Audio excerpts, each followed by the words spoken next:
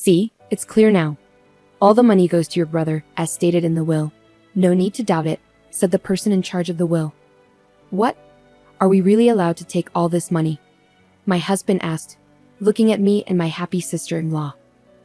The will says that my brother gets the whole $100 million inheritance from our father. I feel really sad reading it. Does this mean I've lost everything and have to stay with this terrible man forever? But then, my brother says one thing that changes everything. My name is Catherine. I'm 55 years old, and I'm a housewife. My husband's name is Robert, and we've been together without any children. Robert is what you might call a typical male chauvinist.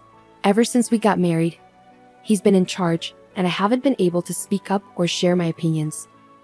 Robert is 10 years older than me. He doesn't treat me with any respect. I feel like I'm his servant, always doing household chores. And if I do something he doesn't like, he's quick to criticize me. He even blames me for us not having children, which makes me cry almost every day.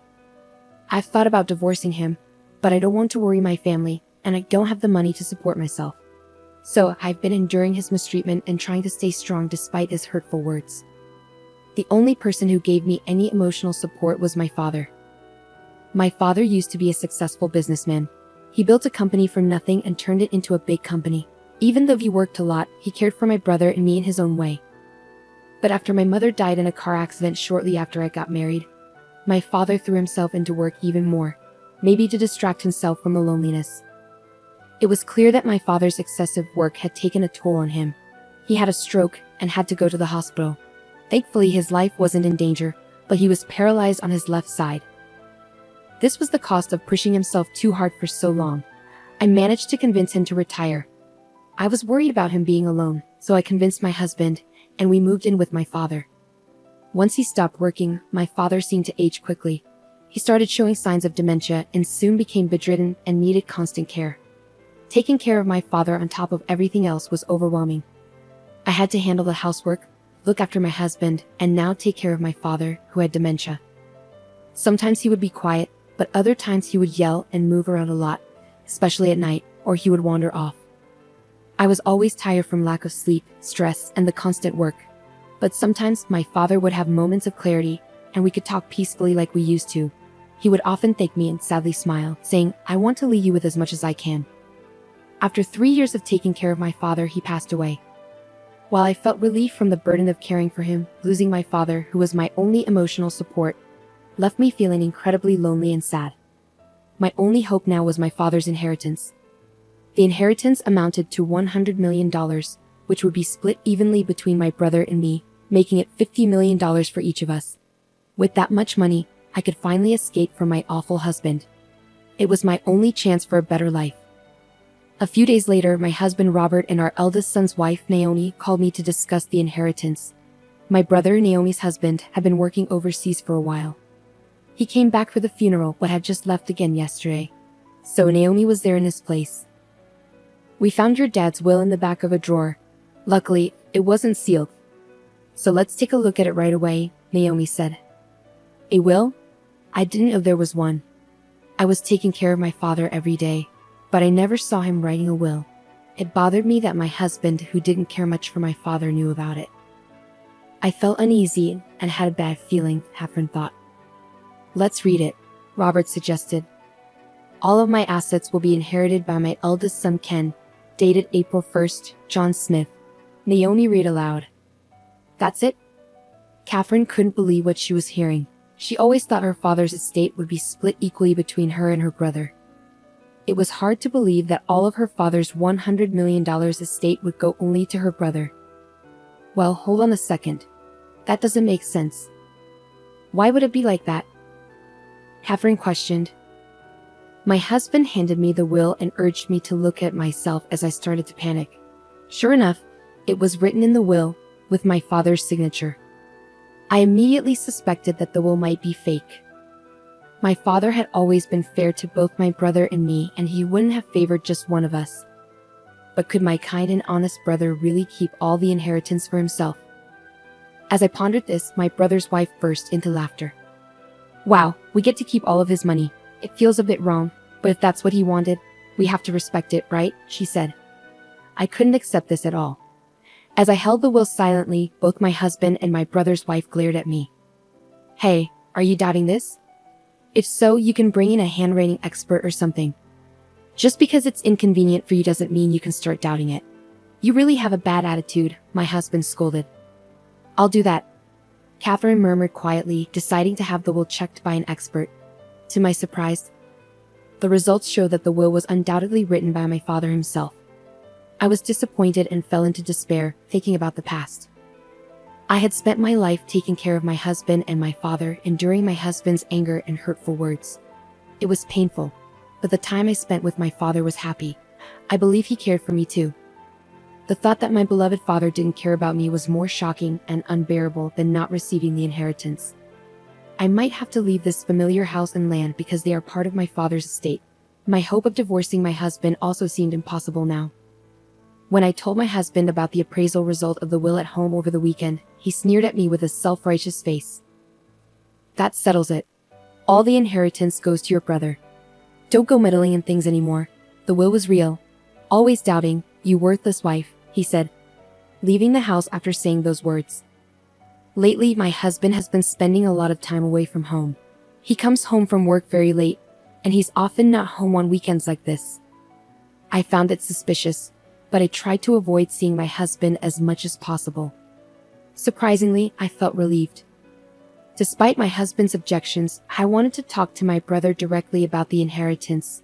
Even though he worked overseas and was always busy, he was a kind and dependable person. I made sure beforehand that he wasn't too busy, then I gave him a call. After exchanging some brief greetings, my brother once again apologized for leaving the care of our father entirely to me and thanked me for handling the funeral and various procedures. Don't worry about it. By the way, Robert, about Dad's inheritance, was it always decided that you would be the sole heir? I tried to ask casually. It was hard to bear the thought that maybe I wasn't loved by my father, but I wanted to discuss it properly. Huh? What do you mean? All of the inheritance goes to me, my brother sounded surprised. I thought Naomi had told him, but it seems he was hearing about it for the first time. But the will was genuine, so the result wouldn't change. I explained the situation to my brother. I see. So the handwriting on the will is definitely Dad's, and that's all it said, huh? Got it. I'll need some time to think this through. I'll get back to you. I'll also make sure Naomi doesn't do anything until I've made a decision, my brother said before ending the call. I waited patiently for my brother's next move, feeling both intrigued and hopeful. A few days later, my brother contacted me again. He suggested that I look into Naomi's suspicious activities by hiring a private investigator. He also advised me to claim my rightful share from him. This legitimate share is the minimum amount of inheritance guaranteed to a family member, based on their position in the family. In my case, I could claim a portion from my father's $25 million inheritance. Even though the will said all the inheritance should go to my brother, this legal provision would still entitle me to inherit $25 million. However, my husband and my brother's wife were not happy with my decision. The decision has already been made. Don't mess it up now, they protested. But there was more to my brother's advice. I'm not asking for the $25 million. All I want is this house filled with memories of our father and the land. The total estate is worth $100 million, but the real estate property is only worth $10 million. I'll give up all the rest of the inheritance to my brother. Still, the two of them continued to argue. If this continues to escalate, my brother has instructed me to hire a lawyer to join the discussion. If it comes to that, I'm sure I'll inherit $25 million exactly, I asserted confidently. My husband and Naomi fell silent. Eventually, it seemed like they realized it was more beneficial to settle for the $10 million worth of real estate. We finally reached an agreement on how to divide the inheritance. A few days later, I received the results of an investigation I had requested about Naomi from a private investigator. I immediately contacted my brother. After many ups and downs, we successfully completed the process of inheriting our father's estate. My brother Ken rushed from abroad to help during the process. I inherited the family home and land, valued at $10 million. My brother inherited the rest of the estate, which amounted to $90 million. Naomi and my husband seemed pleased with how things were going as they had hoped. After finishing the inheritance process, the four of us left the law office and went back to our father's house. While enjoying a cup of tea in the living room, my brother spoke up, placing his smartphone on the table. "Great job, everyone. Now that we successfully inherited Dad's estate, there's something I want to discuss," he said with a smile. With that, he took out a document from his pocket and laid it out on the table. The expressions on my husband's and Naomi's faces turned pale as they read the contents. The document was titled, "It's a Will." At the end of it, there was my father's signature and stamp, dating back about 5 years ago. "This is a will that Dad gave to me when he was still working. It was made with 2 witnesses at a notary office, so it's legally valid," my brother explained. He continued, saying that our father had prepared it before he had a stroke. With his wife already passed away, he wanted to ensure his children would be taken care of if anything happened to him. The will stated that 1/4 of the total estate was to go to Ken, who already had a significant amount of wealth, and 3/4 to Catherine, the housewife. My brother gently held the will, explaining that our father had been clear about not changing it. He had stated in the will that any changes must have a reason stated, otherwise they would be considered invalid. It seemed our father, knowing the size of his estate, had prepared early to avoid any family conflicts. He was really pushing himself at work. I think he was considering all sorts of things, like what would happen if he fell gravely ill or became senile. My brother said, his hand caressing the will. The will also contained a heartfelt addendum. "I hope that there will be no conflicts over the inheritance and that the family will continue to live happily together." It was filled with our father's warm wishes for the family. Learning that I was loved by my father just as much as my brother touched me deeply, and my heart swelled with emotion. However, my husband and Naomi beside me grew pale. "So, if you're going to change this will, the reason has to be stated, or it's all null and void. Even if it's in my dad's handwriting, maybe he was forced to write it when he was in a delirious state due to dementia." My husband suddenly slammed the table with a fierce expression. He glared at my brother and growled, "Hey Ken, do you have any proof? Are you calling me a criminal?" "I never said you forged the will, did I, Robert?" My brother replied calmly, then glanced at his wife Naomi sitting next to him. Naomi remained silent, which struck me as odd. Naomi had informed me about our father's passing, and I had attended the funeral. However, after returning abroad, I hadn't been informed about anything regarding the inheritance despite it involving me. My brother seemed to be looking to his wife Naomi for some reason, but she still said nothing. "Stop your arguing. The inheritance is already decided. The $90 million is ours. It doesn't matter what you say now," my husband shouted back. "What do you mean by ours? I'm the one who inherited it," my brother countered calmly. "Shut up," my husband snapped. The conversation was going in circles. "I'm not sure what you mean, but the $90 million I inherited is just worthless paper," my brother said calmly. "What?" my husband exclaimed, surprised. My brother explained patiently. "Our father's estate was valued at $100 million. Apart from the real estate, all the assets were stocks in our father's company. When our father was in charge, the company was doing well, and the stocks were valuable. But after he stepped down, the company started losing money, and it looked like it might go bankrupt. In the 3 years before he died, the stocks that were once worth over $90 million became practically worthless." But that can't be true, can it?" my husband stammered. "It's the truth. I inherited knowing that. I plan on restructuring my father's company, and since it didn't involve you, I didn't tell you," my brother explained. My husband seemed shaken and muttered to himself. He couldn't seem to accept the reality of the situation. That's when Naomi finally spoke up for the first time. "Hold on, wait a minute. What are you saying? Are you saying I inherited worthless stocks while Catherine got $10 million? That's not fair," Naomi exclaimed loudly. Beside Naomi's outburst, my brother sighed. "Naomi, I inherited our father's estate. You weren't at a disadvantage in any way. Why are you so upset?" But I thought we were getting all of that $100 million. I had plans for it." My husband glared sharply at the flustered Naomi. "So you and Robert were plotting to get all of our father's money, and while doing that, you were having an affair, weren't you?" my brother accused. Naomi and my husband remained silent, frozen in place. "Why?" Naomi muttered hoarsely. My brother glanced at her before continuing. After our phone call, I started suspecting Naomi. Why didn't she talk to me about the inheritance? Why had her interactions with me been so brief lately, and why had she started ignoring my calls? I thought something was fishy, and when I saw her pictures on social media, I knew she was cheating on me. And soon, I'll be getting a lot of money. I'll be living like a famous person. I've been discussing with my girlfriend how we'll spend it. She said we'll have a blast when we get the money. I'm thrilled. But Naomi, I don't recall talking about this with you. I wonder who this girlfriend is. No, wait. You're misunderstanding, Naomi interrupted. Ignoring his confused wife, my brother brought out a bait envelope. He took some photos out and placed them next to the will. They showed Naomi and Robert going into a hotel together, looking very close. It was obvious they were in a tight relationship.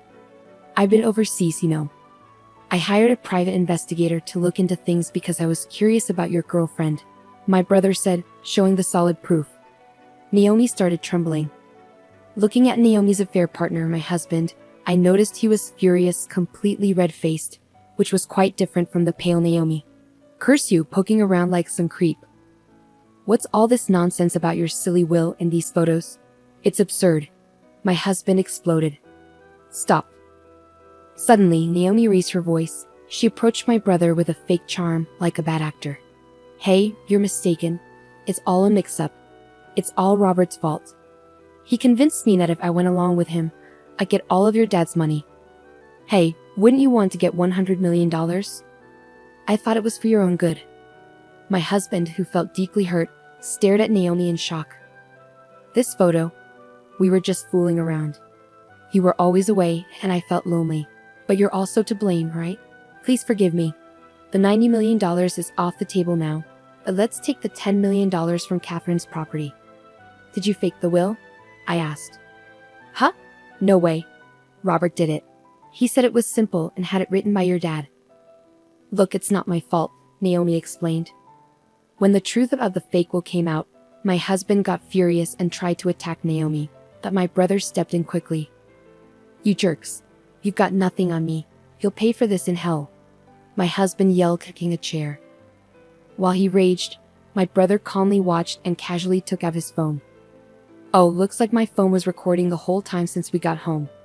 I forgot to turn it off. My husband went pale and fell silent. By the way, I didn't mention it earlier, but this room has security cameras that record everything. I installed them because of Dad's bad memory, just in case something happened, my brother added. In the quiet room, only my brother kept speaking. Forging a will is a serious crime. Your earlier threat could get you in legal trouble. There's a police station nearby, and they'd be here soon if we report it. But since the inheritance matter is settled now, and if you promise not to touch Catherine's things again, maybe we don't need to involve the police. What do you say? While saying this, my brother began using his phone. I might as well send this recording to my computer overseas. After silently watching everything, I pulled a document from my bag and handed it to my husband. Robert, I want a divorce. Wait, hold on. Think about this. I'm sorry. We've been together for so long, haven't we? Who do you think has been providing for you all this time? My husband pleaded. I've had it. No more excuses. Either agree to the divorce or I'm calling the police, I said firmly, gripping my smartphone tightly with a determined expression. Robert slumped his shoulders and nodded. Naomi, it's over between us. You were planning to take the money and be with Ken, weren't you? I heard your conversations with him from a private investigator, I accused. Naomi hung her head, covering her face with her hands. After our divorces, my brother and I went our separate ways. Robert moved out of the house, thinking he had secured his significant inheritance, only to find out it was worthless. Naomi revealed the truth about the forged will, and everything that unfolded in the living room was captured on camera. Robert must have been furious, but he was powerless. The surveillance camera, initially installed for my father's care, also documented evidence of Robert's emotional abuse. Even if I had inherited my father's assets, I planned to use them as evidence in a divorce trial if Robert resisted. When I shared this with my brother, he suggested we utilize the camera too. After the divorce, rumors of Robert's affairs spread at his workplace, leading to him losing his job. His colleagues had seen him frequenting hotels with a woman who wasn't his wife. With his parents gone and now jobless and homeless, Robert vanished. While I had sought a portion of his assets, I wanted nothing more to do with him, especially after inheriting some wealth. Naomi, the woman Robert cheated with, faced the same downfall as him.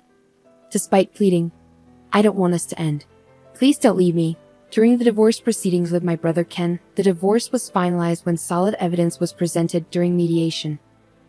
Naomi had been spending recklessly while Robert was absent, but she was stuck with the bills, leaving her with nothing.